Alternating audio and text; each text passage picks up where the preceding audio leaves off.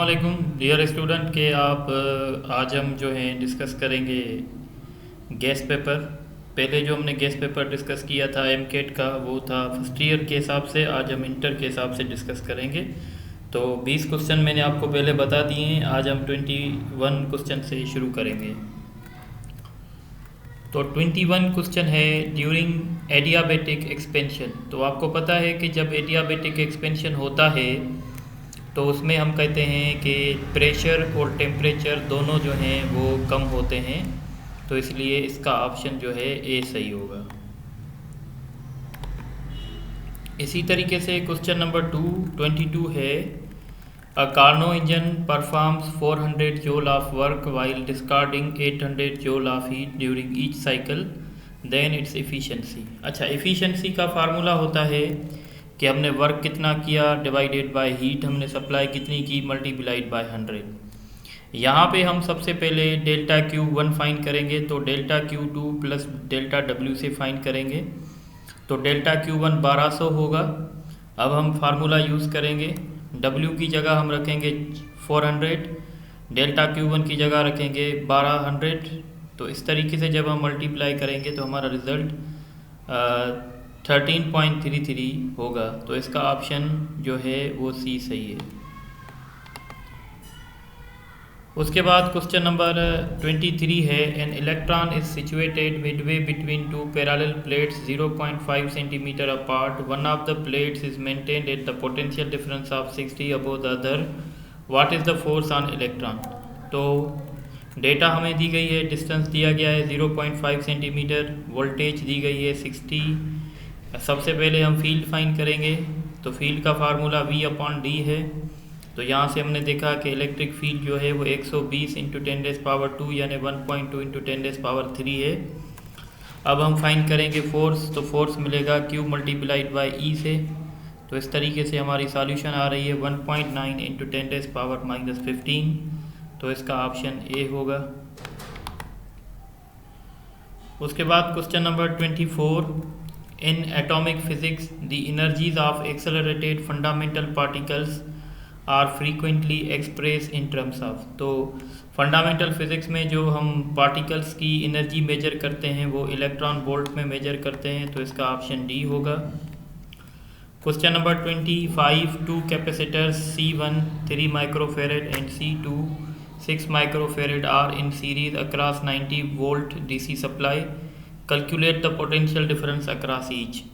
तो potential difference अगर आप फाइंड करना चाहते हैं ना कैपेसिटर में, तो सिंपल फार्मूला है, दो कैपेसिटर अगर आपके पास हैं तो अगर आप V1 फाइंड करना चाहते हैं ना तो उसके साथ आप C2 मल्टीप्लाई करेंगे, तो C2 multiplied by V divided by C1 plus C2।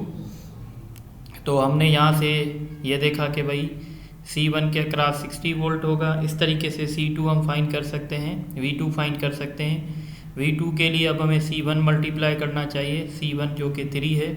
तो इस तरह से V1 जो है 60 होगा, V2 जो है 30 होगा। तो इसका ऑप्शन जो है ए सही है। अब हम डिस्कस करेंगे question number 26, the resistors are joined end to end providing a single path of current, this combination is known as. तो इस कॉम्बिनेशन को हम सीरीज कॉम्बिनेशन कहते हैं, यानी जिसमें करंट का सिर्फ एक ही पाथ बनेगा। क्वेश्चन नंबर 27 है a current of 2.4 ampere is flowing in a wire, how many electrons pass a given point in a wire in 1 second if charge on electron is 1.6 × 10⁻−19। तो सबसे पहले हम चार्ज फाइंड करेंगे, I/T, current 2.4 है, time 1 second है तो 2.4। अब हमें पता है कि चार्ज कूलम्स में कैसे मिलेगी, तो number of electron multiplied by charge on electron. तो नंबर ऑफ इलेक्ट्रॉन कैसे मिलेंगे, Q डिवाइडेड बाय N। जब हम इसको डिवाइड करेंगे तो 1.5 × 10⁻19 आंसर आएगा, यानी इसका ऑप्शन ए सही होगा। उसके बाद क्वेश्चन नंबर 28 है 1 टेस्ला इज इक्वल टू। तो 1 टेस्ला तो हमने पढ़ा है कि F = BIL होता है। अगर हम यहाँ से B का वैल्यू निकालना चाहें, यानी B means Tesla, magnetic field of induction है, तो फोर्स की जगह हम न्यूटन लिखेंगे, करंट की जगह हम एम्पेयर लिखेंगे, लेंथ की जगह हम मीटर लिखेंगे। तो इसका ऑप्शन जो है वो B ऑप्शन सही होगा।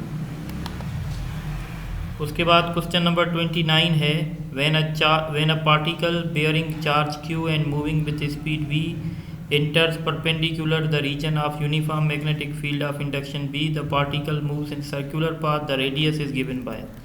तो आपको पता है कि जब कोई चार्ज पार्टिकल मैग्नेटिक फील्ड में परपेंडिकुलर इंटर होता है तो वो जो फोर्स होता है वो सेंट्रीपिटल फोर्स के बराबर हो जाता है। तो इस केस में हमने लिखा है q v B is equal to m v square upon r, v v से कैंसिल हो गया, तो रेडियस का फार्मूला बनेगा m v upon q B. तो इसका ऑप्शन ए सही होगा। इसके बाद क्वेश्चन नंबर 30 हम देखेंगे when a conductor is moved across a magnetic field a potential difference appears across its ends, this potential difference is known as. तो जब हम कंडक्टर को मैग्नेटिक फील्ड में मूव करवाते हैं तो ये जो ईएमएफ इंड्यूस होता है इसको मोशनल ईएमएफ कहते हैं। तो इसका ऑप्शन सी होगा। अब हम डिस्कस करेंगे क्वेश्चन नंबर 31। क्वेश्चन नंबर 31 में है 100 turns coil in a generator has an area of 500 centimeter square rotated in magnetic field with B is equal to 0.06 Weber per meter square. How fast the coil rotated in order to generate a maximum voltage of 150। तो यहाँ पे आप देखें number of turns 100 हैं, area 500 centimetre को जब metre square में convert करेंगे तो -4 होगा, मैग्नेटिक फील्ड जो है 0.06 है और ओमेगा हमें फाइंड करना है, मैक्सिमम ईएमएफ 150 है। तो हम फार्मूला जानते हैं कि maximum EMF N A omega B के बराबर है। अब हम मैक्सिमम ईएमएफ की जगह 150 रखेंगे और एन की जगह 100 रखेंगे, एरिया की जगह 500 इंटू 10⁻⁻⁴, ओमेगा हमें फाइंड करना है, मैग्नेटिक फील्ड ऑफ इंडक्शन 0.06 है। तो ये 2 0 और ये 2 0 -4 में कैंसिल हो जाएंगे, 0.06 को 5 से मल्टीप्लाई करेंगे 0.3 ओमेगा आएगा। अब हम 150 को 0.3 से मल्टीप्लाई करेंगे तो 500 इसका रिजल्ट आएगा, यानी ऑप्शन ए सही होगा।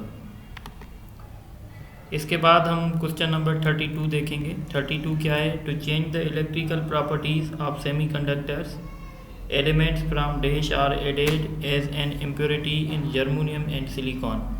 तो डोपिंग जो हम करते हैं इसको हम डोपिंग भी कहते हैं और डोपिंग हम हमेशा ट्राईवेलेंट या पेंट्रावेलेंट की करते हैं, तो हम इसलिए ऑप्शन करेंगे सी, 3rd group and 5th group. उसके बाद क्वेश्चन नंबर 33 है which of the following process is also known as materialization of energy. तो मटीरियलाइजेशन एनर्जी जो है वो हम कहते हैं पेयर प्रोडक्शन को, यानी जिसमें इलेक्ट्रॉन और पॉजिट्रॉन बनता है, इसलिए इसका ऑप्शन जो है बी होगा। क्वेश्चन नंबर 34 है in Compton effect the incident photon has shorter wavelength than scattered photon. तो ये सही है, इंसिडेंट फोटॉन की वेवलेंथ कम होती है, स्क्रेटेड की ज़्यादा होती है, तो इसका ऑप्शन ए ही सही होगा। ठीक है, तो इसको हम हाईलाइट कर देते हैं ऑप्शन ए को।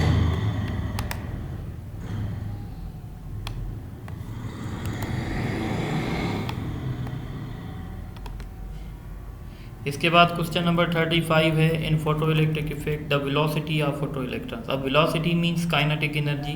तो आपको पता है काइनेटिक एनर्जी सिर्फ फ्रीक्वेंसी पे डिपेंड करेगी और इंटेंसिटी पे डिपेंड नहीं करेगी। तो इसका ऑप्शन होगा independent of intensity of photon but depends upon the frequency of photon. तो इसका ऑप्शन सी होगा।